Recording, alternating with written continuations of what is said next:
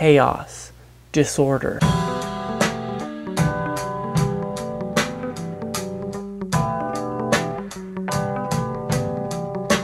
What happened to your imagination? Can you put your finger on the moment that it died? Was it quick, or did it wither away slowly, atrophied from lack of use? America, there once was a time where you looked at the world and you saw things that were going wrong in it, and you said, this isn't inevitable. We can do better than this. And after saying you could do better, you went and you did do better. When there was work to be done, you did it. You volunteered in your communities, you learned who your neighbors were, you shared responsibility for one another. When somebody was broken and battered down, you stopped to help. When somebody was trying to make their way elsewhere, had no means to get there on their own, if it was on the way, you stopped and gave of yourself because it was the right thing to do. When did you start accepting corruption as being standard practice in politics? When did you begin to expect constant disappointment as being the norm? I've been thinking about religion lately. It can't be reasoned with. It's unreasonable.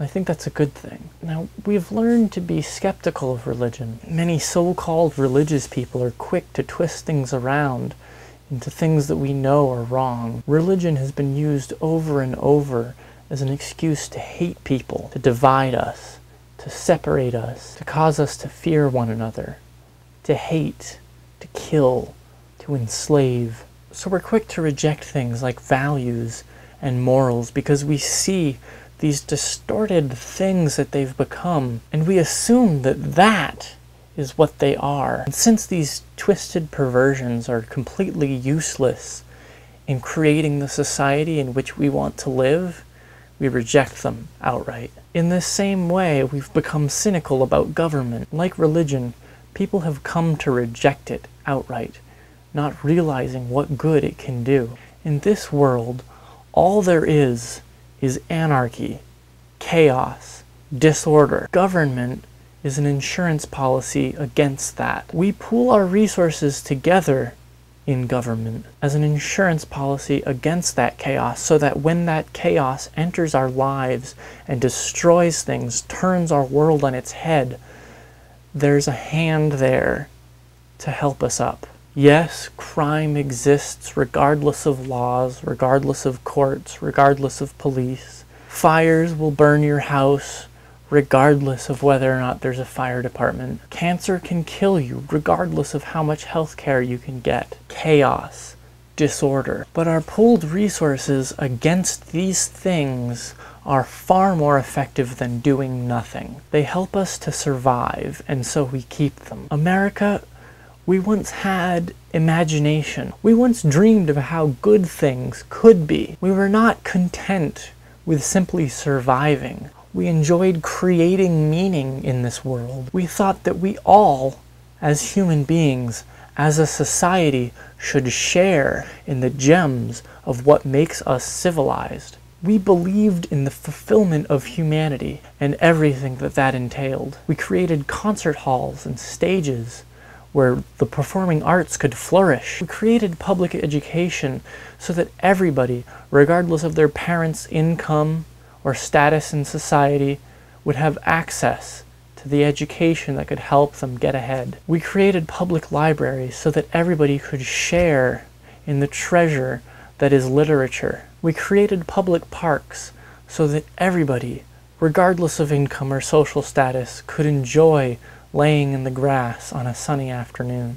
We created public water systems so that everybody would have access to clean water to drink and to cook with, and so that our children didn't die of easily preventable diseases. We formed unions to protect against corrupt bosses, and created laws to protect against the corrupting influence of corporate money in politics. We created national parks, spaces of unspoiled nature, so that nobody had to rely on some rich person being kind to you to allow you to stand in awe of the beauty of unspoiled nature. We created public spaces so that we as towns could come together and to share in that holy something that is community. We may know the value of a carton of eggs or a gallon of milk, but what's the price of a beautiful sunset? Or the smell of sweet ferns wafting in on a cool breeze from the undergrowth of an old forest on a hot day? How much does it cost to share a feeling of connectedness with your friends and your neighbors? These things, the things above and beyond what it simply takes for us to survive, are what makes us civilized. These are the best parts of humanity and should be celebrated as holy. This was once your set of values, America. The value of the public good. America, we once believed in something bigger than ourselves, something that was more than the sum of its parts. Neighborhoods are not people simply living next to one another. It's something more than this. Goldwater, Ronald Reagan, Ayn Rand, and their barbaric philosophies of selfishness, of strong defeating weak, they are throwing humanity and civilization out of the window, saying that we all must behave like predators in the wild, feasting on the flesh of one another. Their philosophy has taken hold of our imagination, and it has killed it. Well-intentioned or not, these philosophies have laid waste to our values. We are all out to lie, to cheat, to steal, to get ahead at any cost, to knock everybody else down. If you can't make it on your own, then you are weak and you must die. Fuck all morality, fuck all values, only the individual matters. We're all living a fantasy in our minds that we're all contestants on Survivor. We've been transformed into sociopaths. We've been socialized to act as the corporations do. We all look to this model of predation as a moral leader, as a model that we shape our own lives after. All interactions with one another are in direct competition, and we can no longer imagine things being any different. But with no ethical mooring, we can all be bought and sold for a pittance. Eat this bug for $100. Give up your dignity for $1,000. Kill these people for $1 million.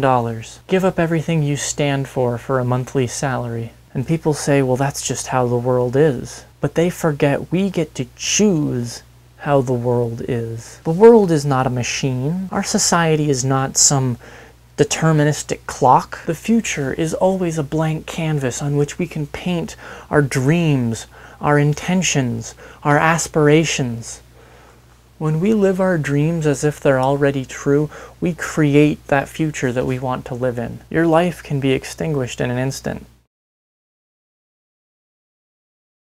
Everything you love can be taken away. Integrity is really all we have. So, America, why is it that we're so willing to give up so much, knowing full well we'll get so little in return?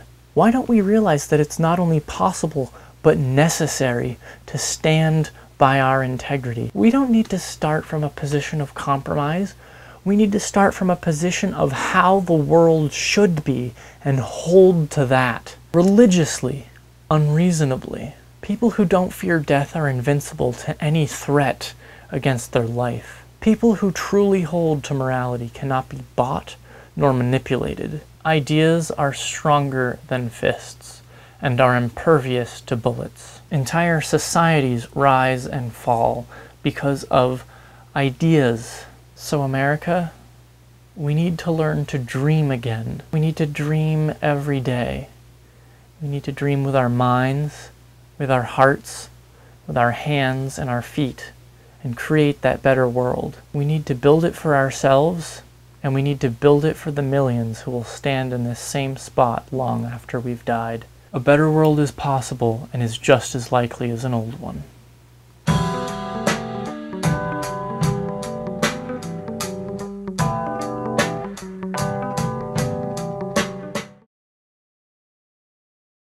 I sell t-shirts, do-do-do-do-do-do-do. I sell t-shirts, do-do-do-do-do-do-do. I sell t-shirts, do-do-do-do-do-do-do. I sell t-shirts, do-do-do-do-do-do-do. I sell t-shirts, do-do-do-do-do-do-do. I make t-shirts, do-do-do-do-do-do-do-do. I sell t-shirts, do-do-do-do-do-do-do.